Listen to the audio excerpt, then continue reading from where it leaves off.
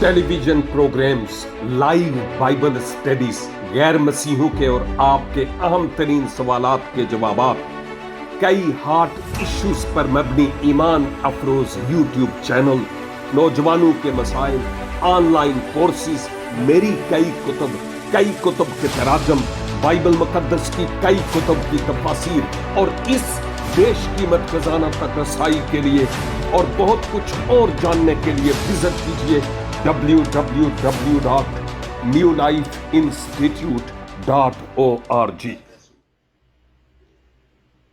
खुदाए महमूद के नाम में जो अज़ल से अबद तक हम्द और सताइश और तारीफ के लायक है। खुदा के लोगों, आज शब फिर खुदावन का ये खाकसार खादम आपकी खिदमत में आदाब बजा लाता है। इस सुहाने खूबसूरत और बेशकीमत समा के लिए भी खुदावन का शुक्र अदा करता हूं कि एक दफा फिर मुझे ये बोनस के तौर पर टाइम मिल पाया कि आपके साथ मिलकर, खा आप हमारी स्काइप आईडी पर हैं या फेसबुक के मुताद्दद पेजेस पर, यूट्यूब चैनल्स पर, व्हाट्सएप ग्रुप्स में, मैं ईमान रखता हूं कि खुदावन आज हम सबों को अपने इस जिंदगी बख्श कलाम के वसीला से बरकत बख्शेगा और मैं खुद भी शेयरिंग के दौरान डबल बरकत हासिल करूंगा। रोमियो के नाम पौलुस रसूल का खत और इसके 2 बाब, उसकी 21, 22 और 23, इन 3 आयात पर हम आज इस कलील और मुख्तसर से वक्त में बात करेंगे। इन आयात से पेशतर केवल इसके कि मैं इनकी तलावत करूं, हम बैकग्राउंड के तौर पर पहले से सीख चुके हैं कि मुकद्दस पौलुस उन यहूदी असातिज़ा, उलमा, फरीसियों और फुकहा से कलाम करते हैं जिनको शरीयत पर मान और फख्र था और वो अपने आप को शरा के मुअल्लम यानी उस्ताद समझते थे, दूसरों को दर्स देने वाले, और उनकी मेंटालिटी और उनकी जहनियत से यूं लगता था कि वो अपने आप को कामल और परफेक्ट गर्दानते थे, जबकि यह नामुमकिन है। लेकिन दूसरे लोगों पर वो तनकीद करते, ऐबजोई करते और उनकी बदगोई करते थे, इवन उनकी अदालत भी करते थे। बाय द वे, इससे पहले की रोमियो पहले बाब और दूसरे बाब की आज तक की बाइबल स्टडी को आप आज इस बाइबल स्टडी के बाद मेरी वेबसाइट पे इनको देख पाएंगे। पहले वाली ऑलरेडी मौजूद है, यह भी आज अपलोड हो जाएगी ताकि आप इन बाइबल स्टडीज के वसीला से खूब सीख सकें और बैकग्राउंड की बाबत भी जान सकें कि वो क्या है। तो इस बात को मद्देनजर रखते हुए जो मैंने यहूदी मुअल्लिमीन और असातिज़ा, फरीसियों और फुकहा की जो सोच थी, उसके मुताबिक आज इन अगली आयात को पढ़ूंगा। और याद रखने की बात यह है कि जो इन आयात में आज है वो सिर्फ उस वक्त इब्तदाई सदी ईसवी के यहूदियों और फरीसियों और फुकहा के लिए ही नहीं है, बल्कि जब इस आईना में मैं अपने आप को देखता हूं तो ये बातें मेरे लिए भी हैं, और आप जो हमारे साथ इस बाइबल स्टडी में शरीक हैं, ये बातें आपके लिए भी जूं की तू हैं। याद रखिएगा कि पस मंजर में क्या है कि वो अपने आप को अहले शरा, शरीयत के उस्ताद और मुअल्लम समझते थे कि हम कंप्लीट हैं, हम मुकम्मल हैं, कामल हैं, और दूसरे लोगों को वो हकीर जानते थे, उन पर नुक्ताचीनी करते थे, तनकीद करते थे और उनकी ऐब जोई करते थे। अब इन्हीं बातों को निगाह में रखते हुए इन अगली आयात को हम तलावत करते हैं कि इनमें मेरे लिए और आपके लिए क्या है। लिखा है 2 बाब की 21 आयत में, बस तू जो औरों को सिखाता है, अपने आप को क्यों नहीं सिखाता? तू जो वाज करता है कि चोरी ना करना, आप खुद क्यों करता है? तू जो कहता है कि जिना न करना, आप खुद क्यों जिना करता है? तू जो बुतों से नफरत रखता है, आप क्यों मंदिरों को लूटता है? तू जो शरीयत पर फख्र करता है, शरीयत की अदूली से खुदा की क्यों बेइज्जती करता है? इन तीनों आयात का एक दूसरे से ताल्लुक है, और इन तीनों आयात में याद रखिए बुनियादी तौर पर उन ही यहूदी उलमा, फरीसियों और फुकहा से बात की जा रही है जिनको शरीयत पर फख्र था और नाज था और अपने आप को रास्तबाज समझते थे। लेकिन इनडायरेक्ट तौर पर यह टीचिंग और यह तालीम हम जो दूसरों को खुदा का कलाम सुनाने वाले हैं, खा वो बाइबल स्टडी है या वो वाइज है, इन वाजों और इन बाइबल स्टडीज में हम जो असातिज़ा हैं, अपने आप को उस्ताद समझते हैं, या कोई ना कोई कलीसियाई ओहदा और टाइटल हमने संभाला हुआ है, उसके मुताबिक हमें अपने आप को भी यह देखना है कि इन आयात का हमसे क्या ताल्लुक है। तो पहली बात यह कि पौलुस शरीयत पर तकिया और भरोसा करने वाले लोगों से मुखातब है, और वो ये कहते हैं कि उस उसूल का जो शरीयत बताती है, उस उसूल का इतलाक तुम अपनी जिंदगी पर क्यों नहीं करते? यह बात हकीकत है कि जब मैं स्टडी करता हूं,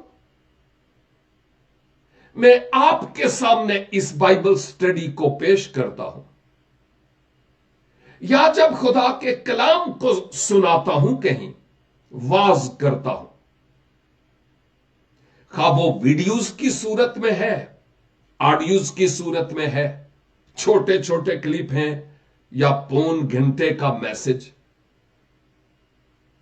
इन तमाम में प्रेपरेशन के दौरान क्योंकि मैं बिन तैयारी के खड़ा नहीं होता, तो एक तो खुदा का रूह जब मैं तैयारी कर रहा होता हूं खुदा के कलाम की, तो उस वक्त खुदा का रूह मुझसे बात कर रहा होता है कि तेरी अपनी जिंदगी पर इसका इतलाक हो रहा है कि नहीं। और यकीनन हो रहा होता है। और जब हम सैकड़ों या हजारों लोगों के सामने खड़े होकर खुदा के कलाम को सुनाते हैं, तो हमारी अवाम, हमारी कलीसिया के लोग भोले नहीं है, वो बहुत ज्यादा समझदार है। और वो हम जो खुदा के कलाम को सुना रहे होते हैं, वो देखना चाहते हैं, कंपैरिजन करते हैं कि इस कलाम का अतलाक इसकी अपनी जिंदगी पर कहां तक हो रहा है, और सुनाने वाले की अमली जिंदगी का वो तज्जिया करते रहते हैं कि हमारी अपनी जिंदगी इस कलाम के मुताबिक है कि नहीं है। हम जो मशरकी कल्चर के लोग हैं, हमारी फितरत में शायद 99% लोगों की फितरत में यह बात मौजूद है कि जब कलाम हो रहा हो तो हम अपनी बाबत नहीं सोचते कि मेरे लिए क्या है। एक तो सुनाने वाले के लिए, ये देखो कलाम सुना रहा है, कलाम सुना रही है, अपने आप ਨੂੰ नहीं पैंदा, नंबर 1।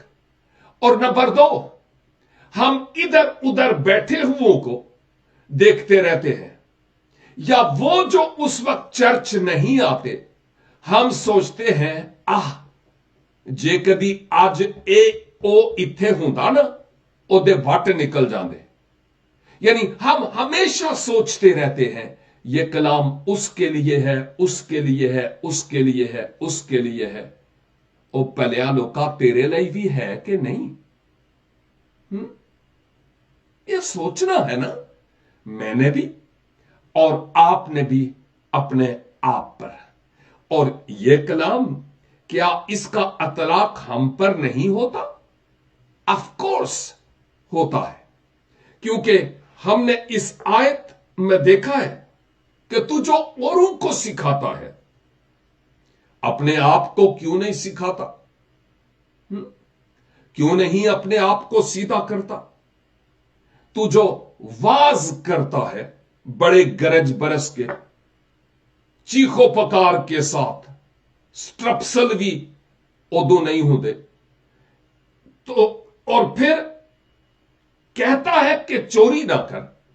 यह सिर्फ एक गुनाह की बात है, बहुत से और गुनाह हैं जिनकी तफसील यहां बयान नहीं है, महज 2-3 का बयान है। लेकिन हर किस्म का गुनाह शरा की मुखालफत है।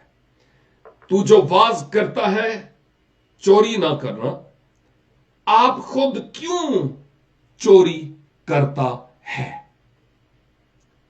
भाई एक बात तो यह है, काश के मैं भी और आप भी आज के कलाम के वसीला से वो क्या करता है, वो क्या, इस बात को भूल जाएं और हम अपनी वकालत नहीं करें, बल्कि मुंसफ बनकर, जज बनकर अपने हक के में फैसला दें कि मैं कहां हूं, और फिर इस कलाम के मुताबिक तौबा करके खुदावंद के हुजूर अपना जीवन और अपनी जिंदगी गुजारने वाले हो सके। और काश कि हमारी सोचें बदल जाएं इस पहलू के एतबार से कि हम दूसरों की अदालत कभी ना करें, करनी है तो अपने आप की अदालत करें। और जब ऐसे होगा, मैं यकीन से और श्योरिटी के साथ कह सकता हूं, हमारी शख्सी जिंदगी में, हमारे खानदानों में, हमारी कलीसियाओं में इनकलाब और तब्दीली आएगी, इवन हमारे रिश्तों में भी। तो पौलुस یہ کہتے ہیں کہ واز تو تو کرتا ہے، تیرا ٹاپک ہی گویا یہی تھا کہ چوری نہ کرنا، لیکن تو خود کیوں کرتا ہے؟ ہیکل میں، مقدس میں، جانوروں کے گوشت کے اعتبار سے، مقدس کے پیسہ کے اعتبار سے، وقت کی چوری، یہ سب کچھ کیوں تو کرتا ہے؟ دوسروں کو تو کہتا ہے، لیکن کیا تیری شخصی زندگی پر اس کا اطلاق نہیں ہے؟ شریعت والو، اپنے آپ کو پرکھو، قبل اس کے کہ تم دوسروں کو پرکھنے والے ہو۔ اب اگر آج کے دور میں دیکھیں تو ہمارے لیے سوچنے کا مقام یہ ہے کہ ہم جو کلیسائی رہنما ہیں، پاسبان ہیں، بائی دا وے میں ایک کلیسیا کا ممبر ہوں، اس کا بورڈ ممبر بھی ہوں، لیکن میں کلیسیا کا پاسبان نہیں ہوں۔ ہاں، ہر دوسرے مہینے میں یا تیسرے مہینے میں اگر میں باہر اندر ہوں تو مجھے کلام سنانے کا موقع ملتا ہے، لیکن میں اس کلیسیا کا پاسبان نہیں ہوں۔ اس کا یہ مطلب نہیں ہے کہ اس خدا کے کلام کا مجھ پر اطلاق نہیں ہوتا، لیکن میرے کہنے کا مطلب یہ ہے کہ ہم جو پاسبانی خدمت کرتے ہیں، ہم اس بات کی بابت سوچیں کہ کیا پیسے کے معاملے میں ہم اپنے چرچ میں بالکل ٹرانسپیرنٹ ہیں؟ ٹرانسپیرنسی ہے ہماری کلیسیا میں؟ ہماری کوئی کمیٹی ہے چرچ کی جو اس پیسے کو ہاتھ لگاتے گنتے ریکارڈ رکھتے ہیں، یا ہر مہینے اس کا کلیسیا کو جواب دیتے ہیں کہ اس مہینے اتنا چندہ اور دائیکی آئی ہے، اور بورڈ مل کر فیصلہ کرتا ہے کہ ہم اس پیسے کا کہاں اور کیسے استعمال کریں گے؟ یا ہم جاتے ہی اسی لیے عبادت میں ہیں کہ آج بیگ بھر کر لاؤں گا؟ اگر ایسا ہی ہے تو ہم خدا کے پیسے کی چوری کرتے ہیں، خدا کے گھر کو لوٹتے ہیں، اور شاید اسی لیے پھر ہم اس خدمت میں بھی آئے ہیں کہ مجھے نوٹ ملیں گے۔ ایک تو نوٹ ملیں گے، دوسرا یہ باعزت شعبہ ہے تو اس کو اپنا لوں۔ نو میرے عزیزوں، نو نو نو۔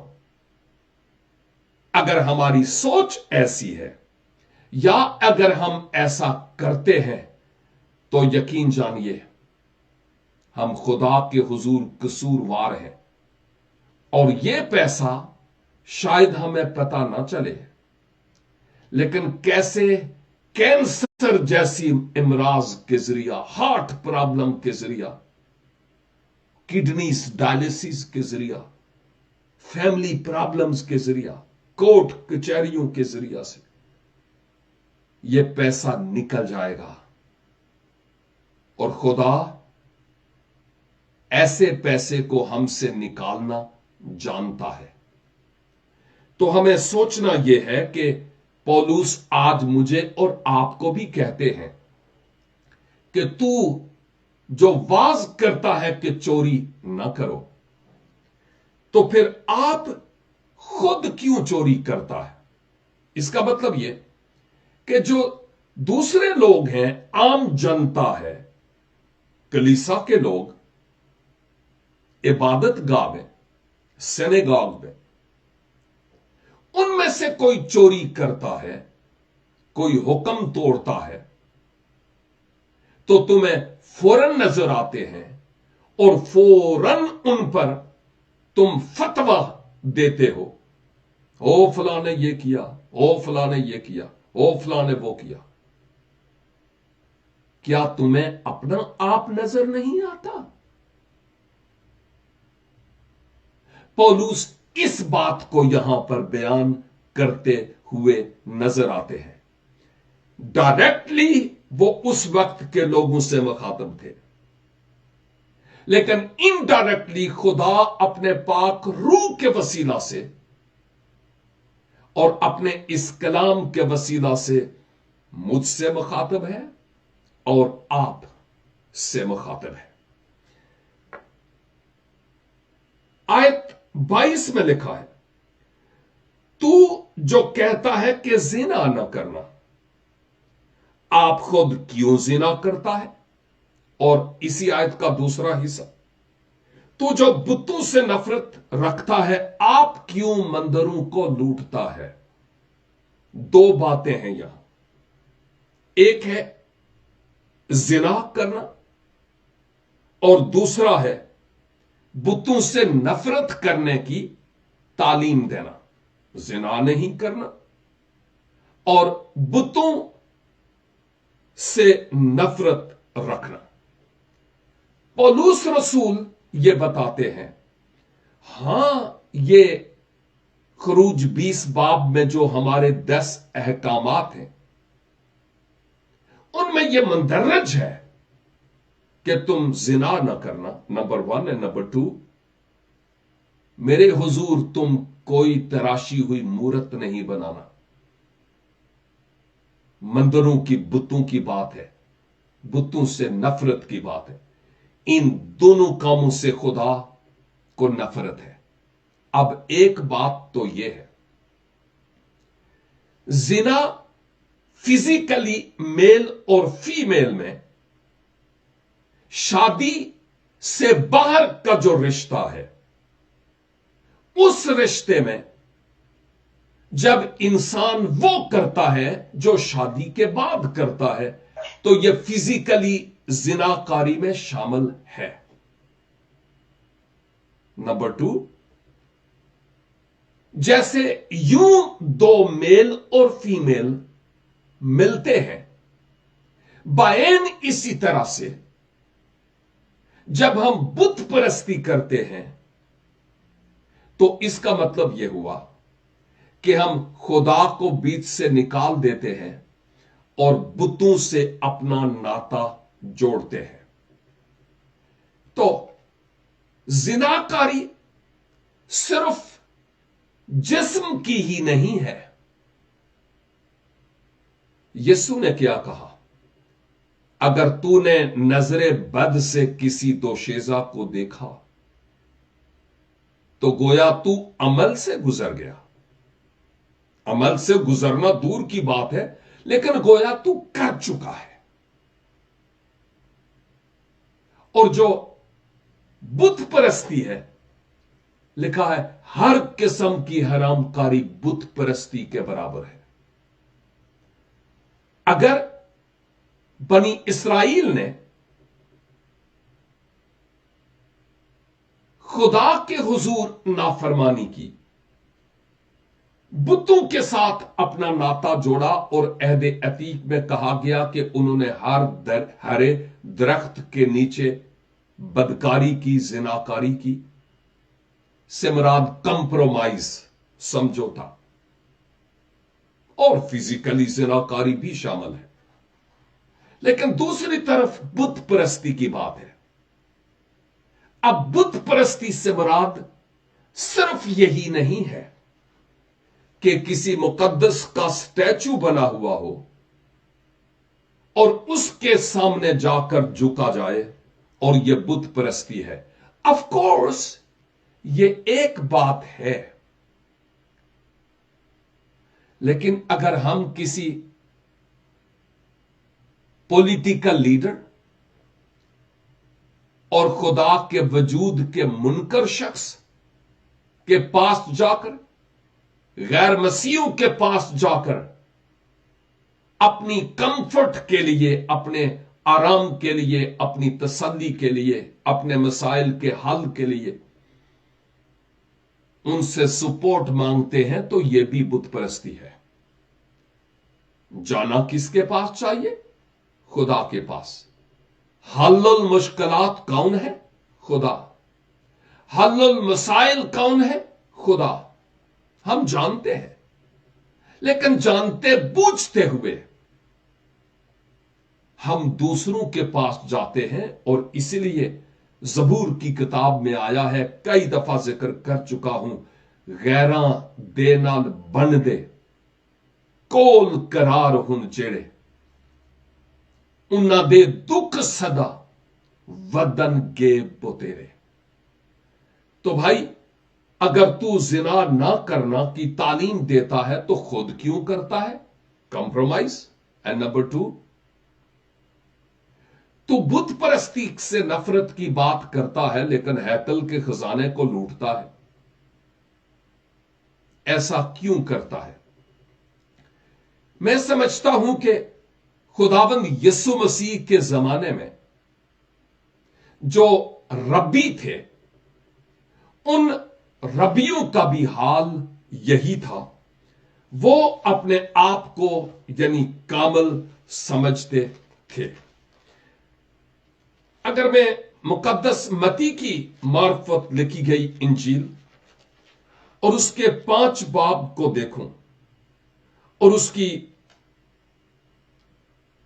19 आयत से, 5 की 19 से, यूं तो 5 बाब की 19 आयत से लेकर 48 आयत तक की बात है, लेकिन मैं ये सारा हवाला नहीं पढ़ूंगा, आप बाद में तिलावत कीजिएगा। लेकिन लिखा है शुरू में, बस जो कोई इन छोटे से छोटे हुक्मों से किसी को तोड़ेगा और यही आदमियों को सिखाएगा, वो आसमान की बादशाही में सबसे छोटा कहलाएगा, लेकिन जो उन पर अमल करेगा और उनकी तालीम देगा, वो आसमान की बादशाही में बड़ा कहलाएगा। और उनकी तालीम देगा, वो आसमान की बादशाही में बड़ा कहलाएगा। क्योंकि मैं तुमसे कहता हूं कि अगर तुम्हारी रास्तबाजी फकीहों और फरीसियों की रास्तबाजी से ज्यादा ना होगी तो तुम आसमान की बादशाही में हरगिज दाखिल ना होगे। यहां पर ईमान के साथ रास्तबाजी को बरकरार रखने की बात की जा रही है। यह जरूरी और अहम बात है। और फिर उसके बाद खून न करने के बारे में, सुलह करने के बारे में, और जिना न करने के बारे में, तलाक ना देना के बारे में, कसमों के बारे में, इंतकाम के बारे में, दुश्मनों से मोहब्बत के बारे में, खैरात के बारे में और बहुत कुछ और खुदावंद यीशु मसीह यहां पर तालीम देते हुए नजर आते हैं। आखिरी आयत में यह है, तू जो शरीयत पर फख्र करता है, तू जो शरीयत पर फख्र करता है, शरीयत के उदूल से खुदा की क्यों बेइज्जती करता है? एक तो शरीयत पर फख्र करता है और दूसरी तरफ यह है कि तुम शरीयत की नाफरमानी करते हो, हुक्म अदूली करते हो। क्यों है?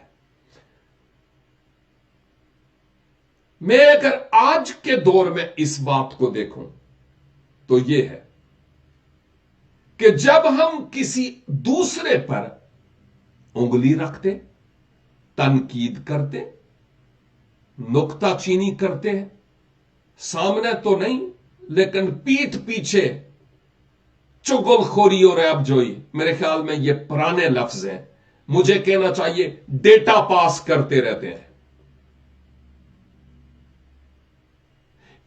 जब हम ऐसा करते हैं तो इसका मतलब यह कि अपने आप को उस वक्त हम रास्तबाज गर्दान रहे होते हैं और दूसरे को गुनाहगार।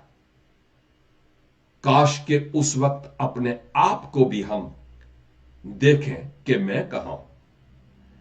खुदा हमारे मौकफ पर भी, हमारी सोच पर भी, हमारी नीयत और इरादे पर भी, और हमारे एक्शंस पर भी, हमारे अमल पर भी निगाह करता है।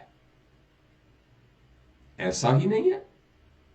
हम इस बात को कतई तौर पर ना भूलें कि खुदा हमारे मौकफ, हमारी सोच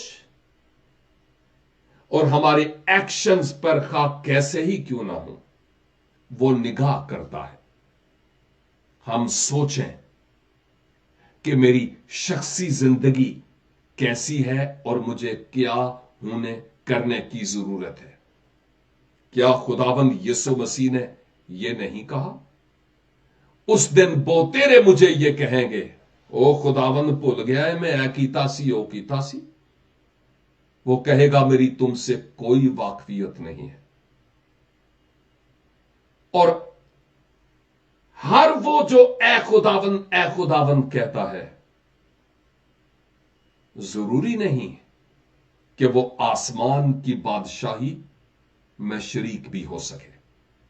اس کے لیے لازم ہے کہ ہر ایک شخص اپنے آپ کو فلی خداوند کے سپرد کرنے والا ہو۔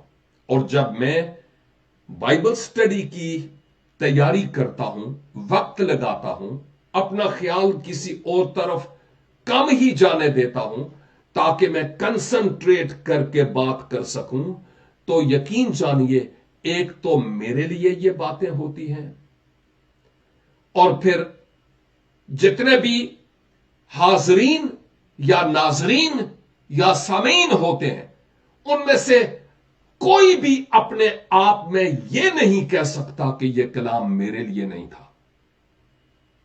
سوال ہی نہیں پیدا ہوتا، بشرطے کہ دھیان کے ساتھ، اٹینٹیولی، کنسنٹریشن کے ساتھ خداوند کے کلام کو ہم سیکھیں، تو خدا ہماری بھلائی چاہتے ہیں اور ہمیں سدھارنا چاہتے ہیں راہ راست پر لانے کے لیے۔ آئیں ہم اپنے آپ کو درست کر لیں قبل اس کے کہ وہ ہمیں درست کرے۔ اور اس کا جو پروسیس ہے وہ بڑا دردناک ہے۔ اپنے سروں کو جھکائیے، اپنے خداوند کی حضوری کو محسوس کیجیے۔ وہ ہمارے درمیان موجود ہے، خواہ ہم یورپ میں ہیں، ایشیا میں ہیں، امریکہ کینیڈا میں ہی کیوں نہیں، ہمارا خدا وہاں موجود ہے۔ اور ہوا کی ان لہروں کے ذریعہ سے اس نے اپنے کلام کو ہم تک پہنچایا ہے۔ یہ کلام ہمیں مجرم ٹھہرا رہا ہے کہ نہیں؟ اور اگر آج ہم اپنے آپ کو خدا کے حضور لائیں اور کہیں خداوند یہ بدروح جو دوسروں پر نکتہ چینی کی ہے مجھ میں ہے، میں دوسروں کو بتاتا ہوں یہ کرو لیکن خود نہیں۔ آج ہمارے لیے خدا کے حضور توبہ کرنے کا وقت ہے کہ ہم باز آ جائیں اور خداوند کی طرف رجوع لائیں۔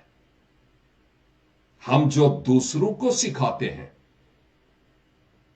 اس کا ہماری اپنی زندگی پر اطلاق ہوتا ہے کہ نہیں؟ اے خداوند، ہم اقرار کرتے ہیں کہ آپ چاہتے ہیں کہ ہم سدا بونے نہ رہیں بلکہ آپ کے قد کے اندازہ کے مطابق بڑھے۔